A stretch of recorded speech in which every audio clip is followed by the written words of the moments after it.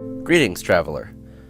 Do you know what the true intentions of Facebook, Google, Twitter, and all the other big social media companies is? Now, you may think that it's to offer a service and connect people around the world by allowing them to easily socialize with each other, show off their lives, and find other people like them.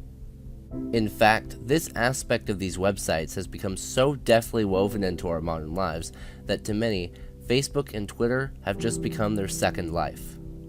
They don't like the world as it is, so they build their own. They like certain pages and craft an experience that's centered around their own wants and desires, an experience tailored directly towards them and their friends and family, their political opinions, their hobbies, and location, which are delivered straight to them.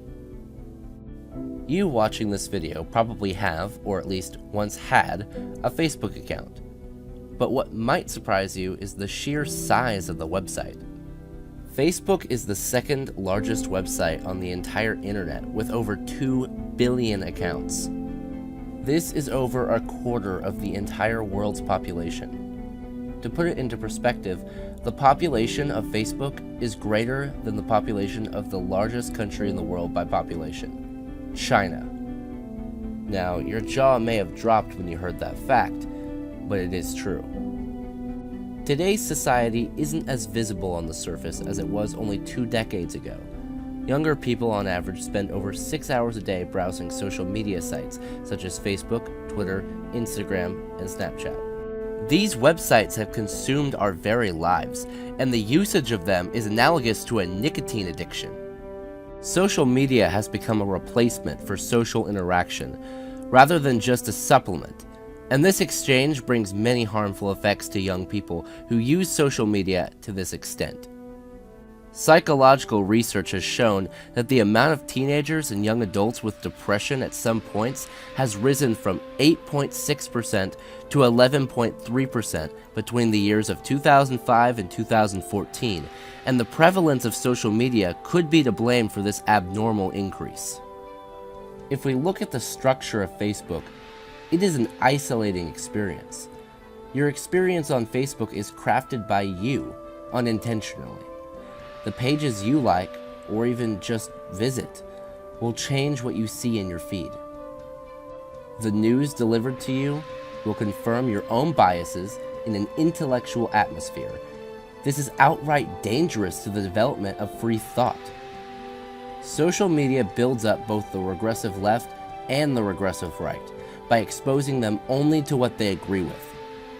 In this manner, Facebook and Google have become the ultimate propaganda outlets, delivering only what you want to see in your recommended sections, and this comfort which comes with thinking you're correct in your worldview is a pleasant feeling where we seek more and more and more. Your feed will lead you to go in a direction, and maybe it's the one you want to go in, or maybe it isn't when you think about it consciously. You will find others who think like you, and those people will like your posts, giving you approval for your contributions. And let me ask you, how did it feel? How did getting those likes on your post feel? I bet it felt pretty good. A rush of dopamine filling your brain. It's a very pleasant feeling, which we seek more of. The more you get, the more you want, as a small amount won't please you anymore. You crave more and more. You get more, and you get more, but it isn't enough.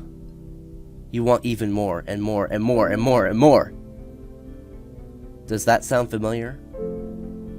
Yeah. It sounds like an addiction, doesn't it? An addiction to social media. And this is what the management of these sites want. Addiction isn't the true intention, but it is a requirement for the true intentions of these businesses to shine through. They offer you a service, but that service is only there to supplement the intentions of these websites. These companies have to make money somehow, even though the users of their websites can sign up and use them free of charge. So how do Facebook and Google make their money? Well, the answer may shock you. Last year, Facebook made $4 billion in profit. But You don't make that kind of money by making your site free to use and then doing absolutely nothing else. So Facebook has a deeper purpose as a profit-making machine. They have customers. And you may wonder, who are the customers? And what are they buying? Simply put, they're buying you. You are the commodity. And the customers are the other companies who are willing to buy access to you. And if you remember, who's selling you? Facebook. This is where their $4 billion of profit came from in 2017. Facebook's primary purpose is data collection and digital advertising, not social media. Social media is at best a secondary purpose for Facebook, and the presence of it facilitates the primary purpose of allowing advertisers to target advertisements designed by professional marketers whose strategies mirror many of those used by famous propagandists throughout history. Nazi Germany and the Soviet Union would be astonished by the power of Facebook if they had been around to use it. And speaking of authoritarian regimes, what if I told you that one of the customers of you, the commodity, was your government? The government will buy information from these data collection companies in order to spy on you and have as much information on the individual as possible. American whistleblower Edward Snowden, the leaker of personal data stored by the NSA, shows exactly this, and it goes even further. According to Snowden, the NSA's PRISM program can, quote, literally watch your ideas as you type, end quote. So even if you don't send the message, they still have it logged. In the modern information age, privacy is a lie. You do not have privacy. Google does not protect your data. Facebook does not protect your data. The job of these large companies is to sell you to advertisers. They decide what you see and what you are likely to buy. They will work alongside the government to maximize their information coverage for the sole purpose of manufacturing messages aimed specifically towards you, designed to manipulate you based on all they know about you. At least, this is what they want. And in the future, such a dystopian world where the powerful have this tailored propaganda model would lead to an even more mindless populace than the one that exists today. And what could be the future of advertising? What new developments will come to life through neurological research? And how will these same companies use it to great effect, turning more people than ever before into members of the consumer class? Will they be able to implant these ads directly into our brains so we can hear them in our minds? Will they be able to directly control the emotional sectors of our brain and use our emotions against our will to push their products?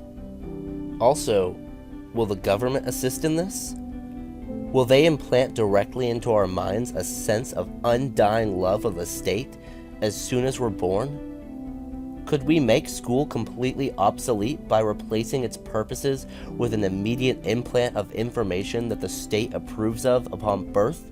And look, I know this is all just hypothetical, but our understanding of neurology and how the brain actually works is still in its infancy. There is room to theorize here. Advertising psychology is one of the most underrated fields of scientific study, but the successful all know something many of us don't. It is the science of success. Special thanks to Tanner Crowson for featuring as the guest narrator for this video. If you liked this video, then feel free to subscribe to his channel, which will be linked on the end screen and in the description. If you like guest narrators, then like this video, and if you've got a good enough microphone and voice for doing this style of videos, contact me in my Discord server, Intellectuals United, because you could be a guest narrator too. I am one of the 2 co-owners of that server. You can't miss me, I'm right there in that mastermind section. Offer suggestions for future videos also there in the video suggestion chat. Thank you for travelling along the journey less travelled.